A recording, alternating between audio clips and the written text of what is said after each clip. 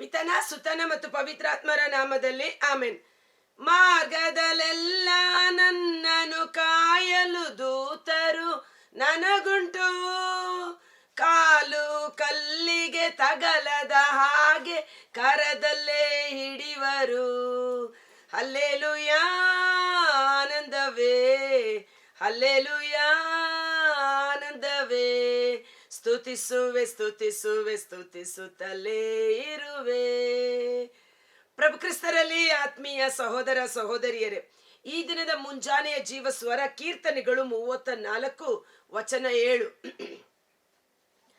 ಭಯಭಕ್ತಿಯುಳ್ಳವರ ಸುತ್ತಲೂ ಕಾವಲಿದ್ದು ಕಾಯುವನು, ಪ್ರಭುವಿನ ದೂತನೇ ಬಂದಿಳಿದು. ದೇವರಲ್ಲಿ ದೈವ ಭಯಭಕ್ತಿಯಿಂದ ಜೀವಿಸುವವರು, ಅಂದರೆ ದೇವರಲ್ಲಿ ವಿಶ್ವಾಸವಿಟ್ಟವರು, ಪ್ರಭು ಕ್ರಿಸ್ತನನ್ನು ಆಶ್ರಯಿಸಿಕೊಂಡವರು ಧನ್ಯರು. ಕಾರಣ ಆತನ ದೂತರುಗಳು ಬಂದು ನಮ್ಮನ್ನು ಕಾಯ್ದು ಕಾಪಾಡುವವರಾಗಿದ್ದಾರೆ. ಇಬ್ರಿಯರಿಗೆ ಬರೆದ ಪತ್ರ 1ನೇ ಅಧ್ಯಾಯ ವಚನ 14ರಲ್ಲಿ ನಾವು ನೋಡುತ್ತೇವೆ, ಜೀವೋದ್ಧಾರವನ್ನ ಬಾಧ್ಯವಾಗಿ ಹೊಂದಿಕೊಂಡ ಮಕ್ಕಳ ಸೇವೆಗಾಗಿ, ಮಕ್ಕಳ ರಕ್ಷಣೆಗಾಗಿ ಕಳುಹಿಸಲ್ಪಟ್ಟ ಸೇವೆಯ ಆತ್ಮಗಳು ದೇವದೂತರು ಎಂಬುದಾಗಿ. ನಮ್ಮ ದೇವರು ಸೈನ್ಯಗಳ ಕರ್ತರು, ಕೋಟ್ಯಾನು ಕೋಟಿ ದೇವದೂತರ ಸಮೂಹವನ್ನು ಒಳಗೊಂಡಿರುವವರು. ಅವರ ಮಕ್ಕಳ ಸಂರಕ್ಷಣೆಗಾಗಿ ತನ್ನ ದೂತನನ್ನು ದಂಡಿಳಿಸಿ, ಎಷ್ಟು ಚೆನ್ನಾಗಿ ಹೇಳುತ್ತೆ ನೋಡಿ. ದಂಡು ಅಂದ್ರೇನು? ದಂಡಿಳಿಸಿ ಅಂದರೆ ಒಂದು ದೊಡ್ಡ ಸೈನ್ಯವಾಗಿ ಇಳಿದು ಬಂದು ತನ್ನಲ್ಲಿ ಭಯಭಕ್ತಿಯುಳ್ಳ ಮಕ್ಕಳನ್ನ ದೇವರು ಸಂರಕ್ಷಣೆ ಮಾಡುವವರಾಗಿದ್ದಾರೆ. ಇದಕ್ಕೆ ಅದ್ಭುತಕರವಾದ ಒಂದು ಉದಾಹರಣೆ ಪವಿತ್ರ ಗ್ರಂಥದಲ್ಲಿ ಹಳೆಯ ಒಡಂಬಡಿಕೆಯಲ್ಲಿ ನೋಡುವುದಾದರೆ ದಾನಿಯೇಲನ ಗ್ರಂಥ.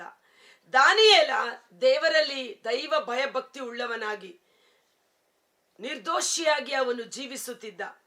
ಅವನನ್ನು ಶತ್ರುಗಳು ಕುತಂತ್ರದಿಂದ ಸಿಂಹದ ಗುಹೆಯಲ್ಲಿ ಹಾಕಿಬಿಟ್ಟರು. ಆದರೆ ರಾಜ ಬಂದು ಮಾರನೇ ದಿನ ಕೇಳುತ್ತಾನೆ, ದಾನಿಯೇಲನೇ, ನೀನು ಆರಾಧಿಸುವ ದೇವರು. ದಾನಿಯೇಲ 6:21-22ರಲ್ಲಿ, ದಾನಿಯೇಲನೇ, ನೀನು ನಿತ್ಯವೂ ಆರಾಧಿಸುವ ದೇವರು. ಅದ್ಭುತಕರವಾದ ವಚನ. ನೀನು ನಿತ್ಯವೂ ಆರಾಧಿಸುವ ದೇವರು ನಿನ್ನನ್ನು ಸಿಂಹಗಳ ಬಾಯಿಂದ ರಕ್ಷಣೆ ಮಾಡಲು ಶಕ್ತರಾದರೋ ಎಂದು ಪ್ರಶ್ನಿಸುತ್ತಾನೆ. ದಾನಿಯೇಲ ಹೇಳುತ್ತಾನೆ, ಹೌದು ಪ್ರಭು, ದೇವರು ತನ್ನ ದೂತನನ್ನು ಕಳಿಸಿ ನನ್ನನ್ನು ಸುರಕ್ಷಿತವಾಗಿ ಕಾಯ್ದು ಕಾಪಾಡಿದ್ದಾರೆ. ಸಿಂಹಗಳ ಬಾಯಿಯನ್ನು ಕಟ್ಟಿ ಹಾಕಿ ದಾನಿಯೇಲ ಸಿಂಹಗಳ ಗುಹೆಯಿಂದ ಜೀವಂತವಾಗಿ ಹೊರಗಡೆ ಬರುವಂತೆ ದೇವದೂತರು ಕಾರ್ಯ ಮಾಡಿದರು. ಶದ್ರಕ್ ಮೇಷಕ್ ಅಬೇದ್ನೆಗೋ ಶತ್ರುಗಳ ಕುತಂತ್ರದಿಂದ ಬೆಂಕಿಯ ಅವಿಗೆಯೊಳಗೆ ಹಾಕಿದರು ಅಲ್ವಾ? ಅಲ್ಲಿ ರಾಜ ನೋಡ್ತಾ ಇದ್ದಾನೆ, ನಾವು ಹಾಕಿದ್ದು 3 ಆದರೆ ಮತ್ತೊಬ್ಬ ವ್ಯಕ್ತಿಯನ್ನ ನೋಡುತ್ತಾ ಇದ್ದೇನೆ, ಆತನು ನರಪುತ್ರನಂತಿದ್ದಾನೆ. ಇವರ ಕಟ್ಟುಗಳೆಲ್ಲ ಬಿಡುಗಡೆಯಾಗಿದೆ, ಇವರು ಸಂತೋಷದಿಂದ ಸ್ತುತಿಸುತ್ತಿದ್ದಾರೆ. ಇವರು ಆರಾಧಿಸುವ ದೇವರೇ ನಿಜವಾದ ದೇವರು ಎಂದು ಸಾಕ್ಷೀಕರಿಸುವಂತೆ, ಅರಸ ಸಾಕ್ಷೀಕರಿಸುವಂತೆ, ಇಡೀ ಜನರಿಗೆ ಬಹಿರಂಗವಾಗಿ ಅರಿಕೆ ಮಾಡುವಂತೆ ಸರ್ವಶಕ್ತನಾದ ದೇವರು ತನ್ನ ದೂತನನ್ನು ಕಳುಹಿಸಿ ತನ್ನ ಭಕ್ತರಾದ ಶದ್ರಕ್ ಮೇಷಕ್ ಅಬೇದ್ನೆಗೋ ಅವರನ್ನು ಬೆಂಕಿಯ ಅವಿಗೆಯೊಳಗಿಂದ ಕಾಪಾಡಿದರು.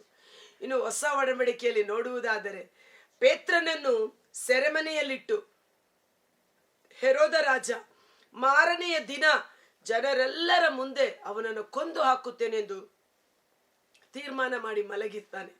ಆದರೆ ರಾತ್ರೋರಾತ್ರಿ ದೇವದೂತರು ಇಳಿದು ಬಂದು ನಿದ್ರಿಸುತ್ತಿದ್ದ ಪೇತ್ರನನ್ನು ತಟ್ಟಿ ಎಬ್ಬಿಸಿ ಬಾಗಿಲು, ಹೆಬ್ಬಾಗಿಲುಗಳು, ಚಿಲಕಗಳು ತಾನಾಗಿ ಮುರಿಯಲ್ಪಟ್ಟು ಸುರಕ್ಷಿತವಾಗಿ ಅವನನ್ನು ಹೊರಗಡೆ ಕರೆದುಕೊಂಡು ಬರುವುದನ್ನು ನೋಡುತ್ತೇವೆ. ಇಂದು ನಮಗೆ ರಕ್ಷಣಾ, ಸಂರಕ್ಷಣಾ ಗಾರ್ಡಿಯನ್ ಏಂಜಲ್ಸ್ ನಮಗುಂಟು.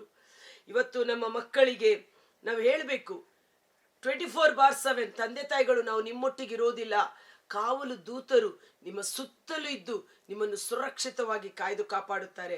ನೀನು ಎಲ್ಲಿ ಹೋಗಬೇಕು, ಎಲ್ಲಿ ಹೋಗಬಾರದೆಂದು ದೇವದೂತರು ನಿನ್ನನ್ನು ಮಾರ್ಗದರ್ಶನ ತೋರುವವರಾಗಿದ್ದಾರೆ ಎಂಬುದಾಗಿ. ಅದಕ್ಕಾಗಿ ದೇವರು ನಮಗಾಗಿ ಕೊಟ್ಟ ಸಂರಕ್ಷಣಾ ದೂತರುಗಳು, ಕಾವಲು ದೂತರುಗಳಿಗೆ ಯೇಸುವಿನ ನಾಮದಲ್ಲಿ ಕೃತಜ್ಞತೆಗಳನ್ನು ಸಲ್ಲಿಸೋಣ. ಎಷ್ಟೋ ಅಪಾಯ ಆಪತ್ತುಗಳಿಂದ ಆ ಕಾವಲು ದೂತರುಗಳು ನಮ್ಮನ್ನು ಸುರಕ್ಷಿತವಾಗಿ ಕಾಯ್ದು ಕಾಪಾಡಿದ್ದಾರೆ. ಅದು ನಮ್ಮ ಕಣ್ಣಿಗೆ ಗೋಚರವಾಗದೇ ಇರಬಹುದು. ಹೇಗೆ ಅಂದರೆ, ಬಿಳಾಮ ಪ್ರವಾದಿ ದೇವರಿಗೆ ವಿರುದ್ಧವಾಗಿ ಬೇಡವೆಂದ ಮಾರ್ಗದಲ್ಲಿ ಹೋಗುವಾಗ ಅಲ್ಲಿ ಬಿಚ್ಚುಗತ್ತಿಯನ್ನು ಹಿಡಿದುಕೊಂಡು ದೇವದೂತ ಅವನನ್ನು ತಡೆದು ನಿಲ್ಲಿಸಲು ಪ್ರಯತ್ನ ಮಾಡಿದ. ಅಲ್ವಾ? ಅದೇ ರೀತಿಯಲ್ಲಿ ದೇವದೂತರುಗಳು ನಮ್ಮನ್ನ ಎಷ್ಟೋ ಬಾರಿ ತಡೆ ಹಿಡಿದು ನಿಲ್ಲಿಸಿರುತ್ತಾರೆ, ನಮ್ಮನ್ನ ಸುರಕ್ಷಿತವಾದ ಹಾದಿಯಲ್ಲಿ ಮುನ್ನಡೆಸಿ ಹೋಗಿರುತ್ತಾರೆ. ಈ ಸಮಯದಲ್ಲಿ ನಮ್ಮನ್ನು ಕಾಯುವ ಸರ್ವೇಶ್ವರನಿಂದ ದೇವರು ಕಳುಹಿಸಿಕೊಟ್ಟ ನಮ್ಮ ಎಲ್ಲ ಕಾವಲು ದೂತರು, ನಮ್ಮ ಕುಟುಂಬದ ಸಂರಕ್ಷಣಾ ದೂತರಿಗೆ ಯೇಸುವಿನ ನಾಮದಲ್ಲಿ ಕೃತಜ್ಞತೆಗಳನ್ನು ಸಲ್ಲಿಸುತ್ತಾ, ನಮಗಾಗಿ ನೇಮಕ ಮಾಡಲ್ಪಟ್ಟ ಕಾವಲು ದೂತರುಗಳೇ, ನಮ್ಮ ಹೋಗೋಣವನ್ನು ಬರೋಣವನ್ನು ನಮ್ಮೊಂದಿಗಿದ್ದು ಕಾಯ್ದು ಕಾಪಾಡಿರಿ. ಆಮೆನ್. 8ನೇ ವಚನ, ಸವಿದು ನೋಡು ಪ್ರಭುವಿನ ಮಾಧುರ್ಯವನ್ನು, ಆತನನ್ನು ಆಶ್ರಯಿಸಿಕೊಂಡವನು ಧನ್ಯನು. 1 ಪೇತ್ರ 2:3 ಪೇತ್ರ ಹೇಳುತ್ತಾರೆ, ಪ್ರಭು ಎಷ್ಟು ದಯಾಳು ಎಂಬುದನ್ನು ನೀವು ಅನುಭವದಿಂದ ಅರಿತುಕೊಂಡಿದ್ದೀರಿ. ಅನುಭವ, the experience of love of god. ದೇವರು ಎಷ್ಟು ನಮ್ಮನ್ನು ಪ್ರೀತಿಸುತ್ತಾರೆಂದು ನೀವು ಅದನ್ನ ಅನುಭವಿಸದ ಹೊರತು, ಸವಿದು ನೋಡದ ಹೊರತು. ಈಗ ಒಂದು ಏನದು ನಾನ್ ವೆಜಿಟೇರಿಯನ್ ಅವ್ರ ಹತ್ರ ಹೋಗ್ಬಿಟ್ಟು ಬಿರಿಯಾನಿ ತುಂಬಾ ಚೆನ್ನಾಗಿದೆ ಅಂದ್ರೆ ಅವ್ರಿಗೇನು ಅರ್ಥ ಆಗುತ್ತೆ? ಚಿಕನ್ ಕಬಾಬ್ ತುಂಬಾ ಚೆನ್ನಾಗಿದೆ ಅಂದ್ರೆ ಅವ್ರಿಗೇನು ಅರ್ಥ ಆಗುತ್ತೆ? ಅವ್ರು ಹೇಳ್ತಾರೆ, ಅಯ್ಯೋ ಅದು ಏನ್ ಚೆನ್ನಾಗಿದೆಯೋ, ನಾವಂತೂ ನಾನ್ ವೆಜಿಟೇರಿಯನ್ ಅಂತ. ಆದರೆ ನಾನು ವೆಜಿಟೇರಿಯನ್ ಹತ್ರ ಹೇಳಿದ್ರೆ ಅಲ್ವಾ, ನಾನು ನಾನ್ ವೆಜ್ ಪ್ರಿಯಳು. ಓಕೆ, ನಾನ್ ವೆಜಿಟೇರಿಯನ್ ತಿಂದವ್ರಿಗೆ ಮಾತ್ರ ಗೊತ್ತು ರುಚಿ, ಆ ಬಿರಿಯಾನಿ ಎಷ್ಟು ಟೇಸ್ಟ್ ಆಗಿದೆ ಅನ್ನುವ ರೀತಿಯಲ್ಲಿ ಅಲ್ವಾ? ಆ ಸವಿದು ನೋಡಿದಾಗ, ಅನುಭವಿಸಿದಾಗ ನಾವು ಅದರ ರುಚಿಯನ್ನು, ಅದರ ಒಂದು ಮಹತ್ವವನ್ನು ನಾವು ಪರರಿಗೆ ಹೇಳಲು ಸಾಧ್ಯ. ಅದೇ ರೀತಿಯಲ್ಲಿ ಪ್ರಭುವಿನ ಪ್ರೀತಿಯನ್ನು, ಮಾಧುರ್ಯವನ್ನು ಅನುಭವಿಸದ ಹೊರತು ನಾವು ಅದನ್ನು ಪರರಿಗೆ ಹೇಳಲು ಸಾಧ್ಯವಿಲ್ಲ. ಆದ ಕಾರಣ ಪ್ರಭುವಿನ ಪ್ರೀತಿಯನ್ನು ರುಚಿ ನೋಡಿ. ಹೇಗೆ ರುಚಿ ನೋಡೋದು? ನನ್ನ ಜೀವನದಲ್ಲಿ ನಾನು ಅನುಭವಿಸಿದೆ. ಒಂದು ಕಾಲದಲ್ಲಿ ತುಂಬಾ ಬಡವಳಾಗಿದ್ದೆ, ಕಷ್ಟದಲ್ಲಿದ್ದೆ, ನೋವಿನಲ್ಲಿದ್ದೆ, ಇಕ್ಕಟ್ಟಿನಲ್ಲಿದ್ದೆ. ಆದರೆ ಯೇಸುವೇ ಎಂದು ಯೇಸುವನ್ನ ಆಶ್ರಯಿಸಿಕೊಂಡಾಗ ಪ್ರತಿದಿನ ಬಲಿಪೂಜೆಗೆ ಹೋಗಲು ಪ್ರಾರಂಭ ಮಾಡಿದೆ. ದೇವರೇ ನಮ್ಮ ಸರ್ವಸ್ವ, ದೇವರಿಲ್ಲದಿದ್ದರೆ ನಮಗೆ ಬೇರೆ ಯಾರು ಸಹಾಯಕ ಇಲ್ಲ ಎಂದು ಯೇಸುವನ್ನ ಆಶ್ರಯಿಸಿಕೊಂಡಾಗ ನನ್ನ ಜೀವನವೇ ಬದಲಾಯಿತು. ನನ್ನ ಜೀವನವೇ ಬದಲಾಯಿತು. ಇವತ್ತು ಆಶೀರ್ವಾದದ ಜೀವನವಾಗಿ ನನ್ನನ್ನು ನಿಲ್ಲಿಸಿದ್ದಾರೆ. ನನ್ನ ಕುಟುಂಬವನ್ನು, ನನ್ನ ಜೀವನವನ್ನು ದೇವರು ಆಶೀರ್ವದಿಸಿದ್ದಾರೆ. ಆ ಪ್ರಭುವಿನ ಪ್ರೀತಿಯನ್ನು ನೆನೆಸಿಕೊಂಡರೆ ಸಾಕು. ಯಾಕೆ ನನ್ನ ಮೇಲೆ ಇಷ್ಟೊಂದು ಪ್ರೀತಿ ಅಂತ. ಅದಕ್ಕೆ ಒಂದು ಹಾಡಿದೆಯಲ್ಲ, ನನಗೂ ನನ್ನ ಯೇಸುವಿಗೂ ಏನಿದು ಸಂಬಂಧ. ತಮಿಳಲ್ಲಿ ತುಂಬಾ ಚೆನ್ನಾಗಿದೆ. ಎನ್ಮೇಲ್ ಎನ್ ಯೇಸುவுக்கு ಏನಿಂದ ಅನ್ಬುರವೋ ಏನೋ ನಾನರಿಯೇನೆ ಅಂತ ಬರುತ್ತೆ. ಅಂದ್ರೆ ನನ್ನ ಮೇಲೆ ನನ್ನ ಯೇಸುವಿಗೆ ಯಾಕೆ ಇಷ್ಟೊಂದು ಪ್ರೀತಿ? ನನ್ನನ್ನು ಎಷ್ಟೊಂದು ಪ್ರೀತಿ ಮಾಡ್ತೀಯ ಸ್ವಾಮಿ, ನನ್ನನ್ನು ಎಷ್ಟು ಸಂರಕ್ಷಣೆ ಮಾಡ್ತೀಯ. ಈ ಸಂಬಂಧ ಹೇಗೆ ಬೆಳೆಯಿತು ನನಗೆ ಗೊತ್ತಿಲ್ಲ ಅನ್ನುವ ರೀತಿಯಲ್ಲಿ ಆ ಹಾಡು ಬಹಳ ಚೆನ್ನಾಗಿದೆ. ಮೃತಪಟ್ಟ ದಿವಂಗತ ಸಹೋದರ ಭಾಗ್ಯನಾಥನ್ ದೇವರ ಸೇವೆ ಮಾಡಿದ, ಕಥೋಲಿಕ ಧರ್ಮಸಭೆಯಲ್ಲಿ ದೇವರ ಸೇವೆ ಮಾಡಿದಂತಹ ವ್ಯಕ್ತಿ, ಅವರು ಬರೆದಂತಹ ಹಾಡು.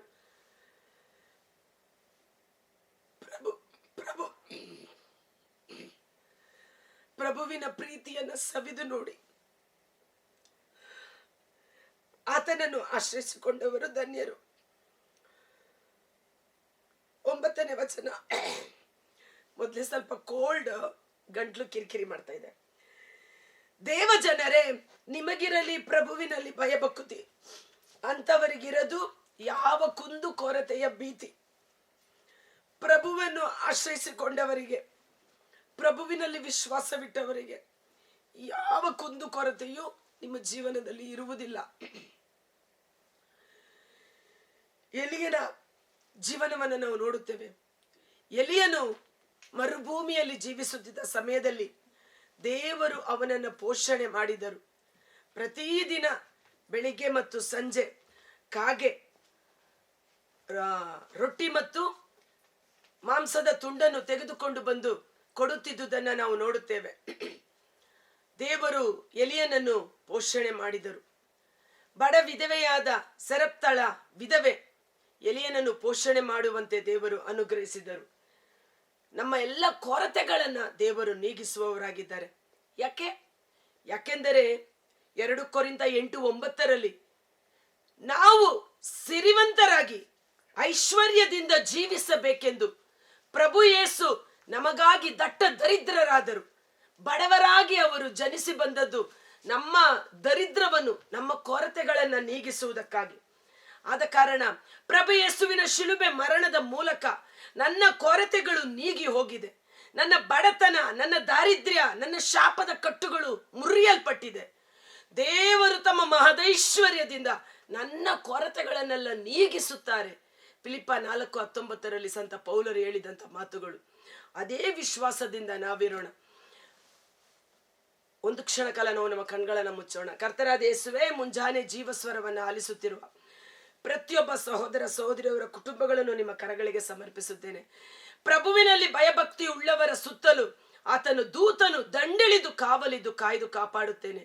ಇಗೋ, ನಿಮ್ಮನ್ನು ಕಾಯುವ ದೇವರು ಒಂದು ಕ್ಷಣವು ತೂಕಡಿಸುವುದಿಲ್ಲ, ನಿದ್ರಿಸುವುದಿಲ್ಲ.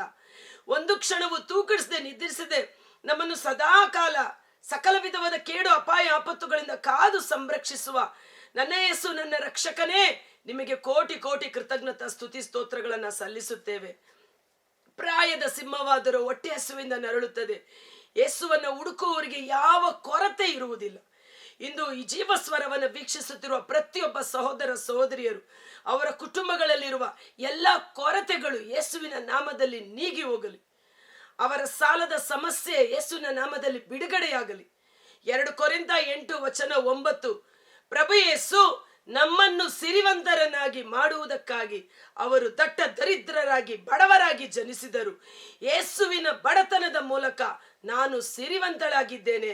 ಯೇಸು ತನ್ನ ಮಹದೈಶ್ವರ್ಯದಿಂದ ನಿಮ್ಮ ಎಲ್ಲಾ ಕೊರತೆಗಳನ್ನು ನೀಗಿಸಿ ಆಶೀರ್ವಾದದ ನಿಧಿಯಾಗಿ ನಿಮ್ಮನ್ನು ಮಾರ್ಪಡಿಸಲಿ.